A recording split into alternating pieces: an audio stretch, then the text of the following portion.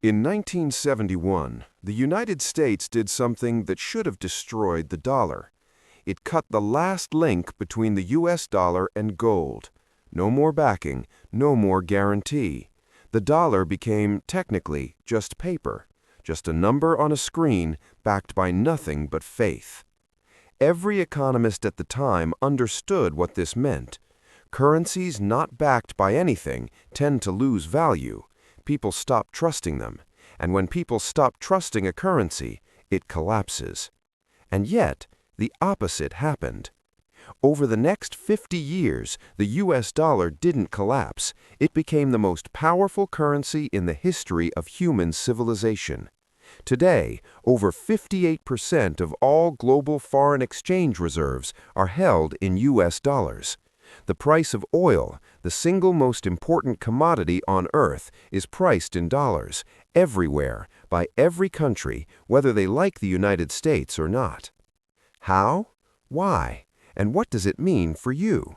That's what we're getting into today.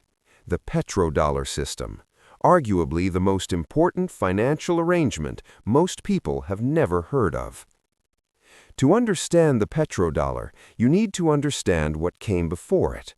From 1944 to 1971, the world ran on what was called the Bretton Woods system. After World War II, the major powers sat down and agreed the US dollar would be the world's reserve currency, and every dollar would be backed by gold at a fixed rate of $35 per ounce. Other countries would peg their currencies to the dollar. The dollar was the anchor. Gold was the anchor's anchor. It was an elegant system, but it had a fatal flaw.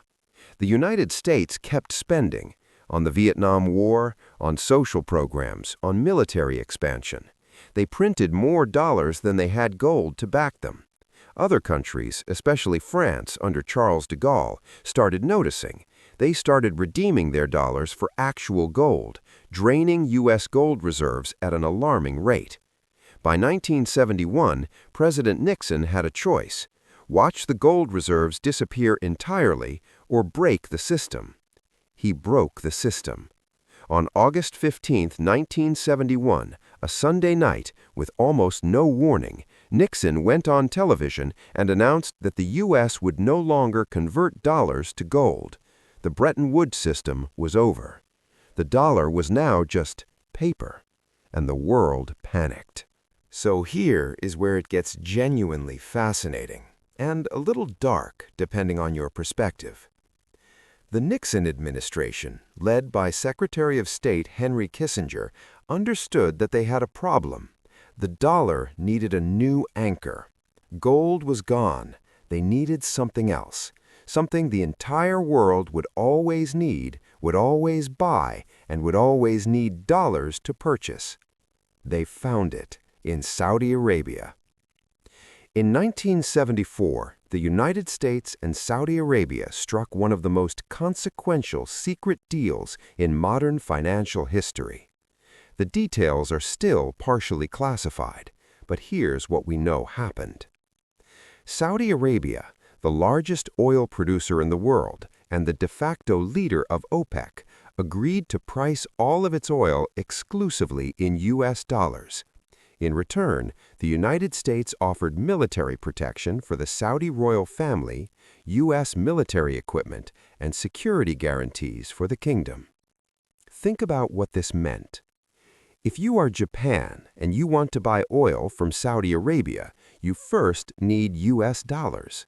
If you are Germany and you want to buy oil from Saudi Arabia, you need U.S. dollars.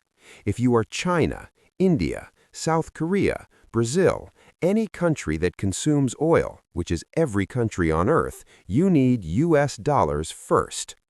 Demand for oil became demand for dollars. Every nation on Earth was now indirectly forced to hold dollars and participate in the dollar system. The dollar had found its new anchor, not gold, oil. The petrodollar was born.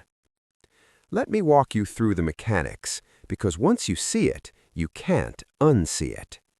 Step 1. Oil-producing countries sell oil. They receive U.S. dollars. Step 2. Those So, is this system permanent? The honest answer is probably not, and the cracks are becoming more visible. China has been building the infrastructure for a dollar alternative for years. The yuan-denominated oil futures contract launched in Shanghai in 2018. China has been signing bilateral trade agreements with oil producers to transact in yuan. Saudi Arabia, interestingly, has been having quiet conversations about accepting yuan for Chinese oil purchases. The BRICS nations, Brazil, Russia, India, China, South Africa, and their expanding membership, have been openly discussing an alternative reserve currency or settlement system. Their combined economic weight now rivals that of the G7. Russia and China have been steadily reducing their U.S. Treasury holdings and accumulating gold instead. None of this has dismantled the dollar petrodollar yet. The dollar's network effects, the fact that everyone uses it because everyone else uses it, are enormously difficult to displace. Changing a global reserve currency is not like switching apps on your phone. It takes decades. But here's what the smart money is watching. It's not whether the dollar will be replaced overnight. It's whether the margin of dominance slowly erodes, whether 58% of global reserves becomes 50%, then 45%, then 40%, whether oil pricing gradually fragments across multiple currencies. A slow erosion of dollar dominance would, arguably, be more financially disruptive in the long run than a sudden collapse, because it's the kind of change nobody can point to as a single moment, but everyone eventually feels in their cost of living, their interest rates, and their purchasing power. So, what does this mean for you, practically? First, understand that currency risk is real, even in the dominant currency. The dollar's privilege is structural, but structures change. Diversifying savings across assets and, if possible, across currencies is not paranoia. It's what central banks around the world actually do. Second, when you hear about geopolitical conflicts involving oil-producing nations, listen for the currency angle. It's almost always there, and it's almost never the headline. Third,